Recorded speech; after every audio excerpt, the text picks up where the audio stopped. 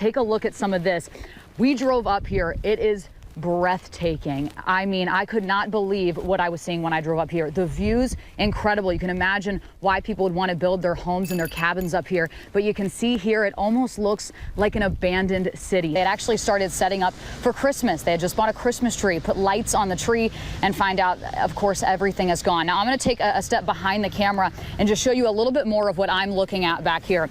Obviously, we got a whole lot of rain out here, but take a look over on this direction, and you can still see hot spots burning there in the back. This story impacted more than just one family. It really impacted the entire community here in Rogersville, and it's none more evident than just looking at some of the store signs here. Take a look at what we have right here. It's a Pray for Carly store sign. Xavier's brother Zach says last night really started off like any other. They went to a Fulton basketball game, came home, checked in with their mother, and then went over to a friend's house. He never expected by the end of the night that he'd be running for his life and his brother would lose his. We've heard about the legacy Pat has left on her players and her colleagues, but for the fans, the legacy that she left on us happened right here. I remember when I was a freshman coming to UT, and I just had to see the Lady Vols play. Well, not very often does a day like this come around. You can see the F-16 Vipers behind me, the Blue Angels up above.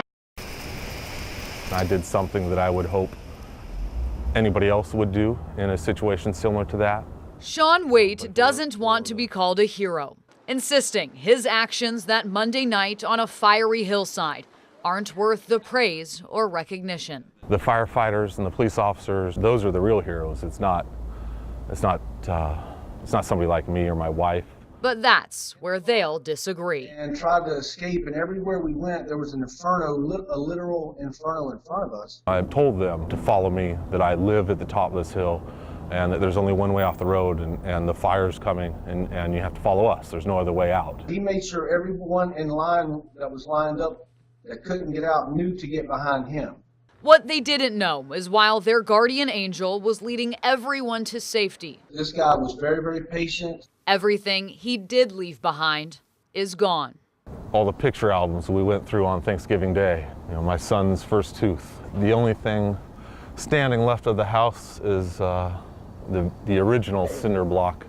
But on a night when he lost so much, to the 9 or so cars he led off the mountain, he also gave. I don't know if relief would be a good word.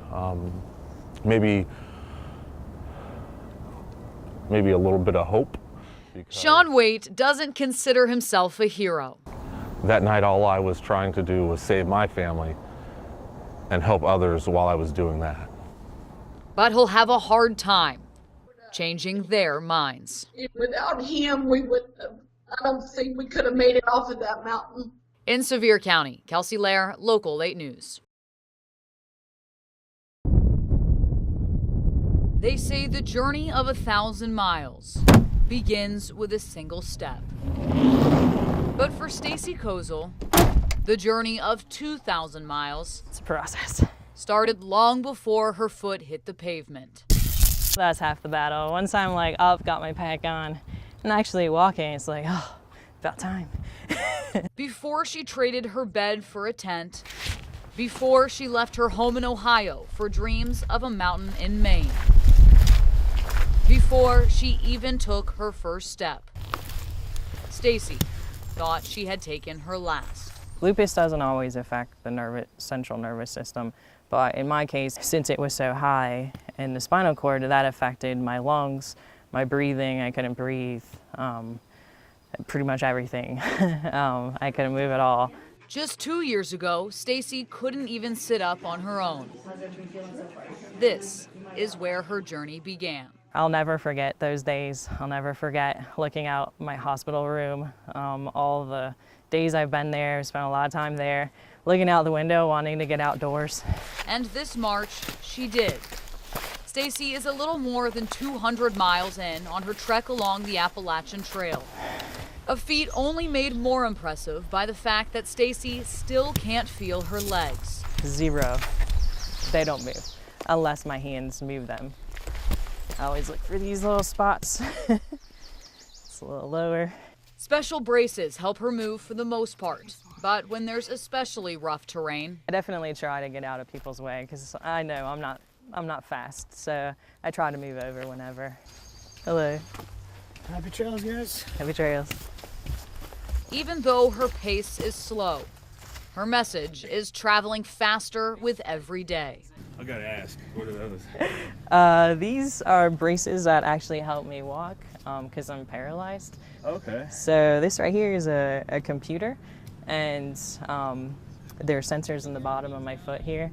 So when I'm walking, it tells the computer how much tension to give to my knees. If that didn't confuse you. Yeah. Thank you. I love it. Thank you. Absolutely love it. Thank you. Her journey is measured in miles, but it's each and every step that's leaving a lasting impression. It's become bigger than me, and I definitely will make sure I make it, if not for me, for everyone that's been supporting me and motivating me and telling me their stories. Along the Appalachian Trail, So I'll make it. Kelsey Leyrer, It just might take me a while. Local 8 News.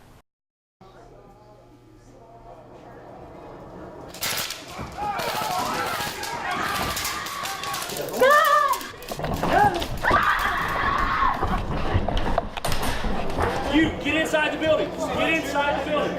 You, call 911. Tell me we got an active shooter. Your adrenaline is it's nuts. It's insanity. It's instincts take over. In what can only be described as a worst nightmare situation. Check yourself for injuries. Fortunately, this is one you can wake up from. Go ahead and have a seat real quick. I want to do a real quick after-action review. A warehouse in South Knoxville may seem far from a concert hall in Paris or an office holiday party in California. You hear all the stories, and it's always the big cities. You know, it's New York, it's Chicago. But Sarah Masterson also knows it could be here. If you make yourself a low profile, most likely you're not going to get injured. So for the past 10 months, she's come here to reality-based tactical training. And like the name suggests, Brian Winchester and his team put their students in real-world scenarios. It gets kind of crazy, but I mean, it hits home. Heather Hurst says the recent attacks around the world are what inspired her to join. It's not going to change unless we do something about it, like we do here. When you're out here, you see how it's very chaotic, and you have to adapt as the situation evolves in front of you. Brian's simulations vary from home invasions to carjackings to active shooters, focusing on both mental preparedness as well as physical. Even for me, after doing this scenario, knowing that it's not real, and even if I would have gotten shot, I wouldn't have died, I still came out of it shaking. Sarah lives her nightmares every day in the warehouse. So if they ever unfold outside the building, she won't be left in the dark. I'd much rather be able to act and do something. I would rather be able to do that than become that victim because I didn't know what to do or didn't know how to focus on what was going on enough to be able to get out. In Knoxville, Kelsey Leyrer, Local 8 News.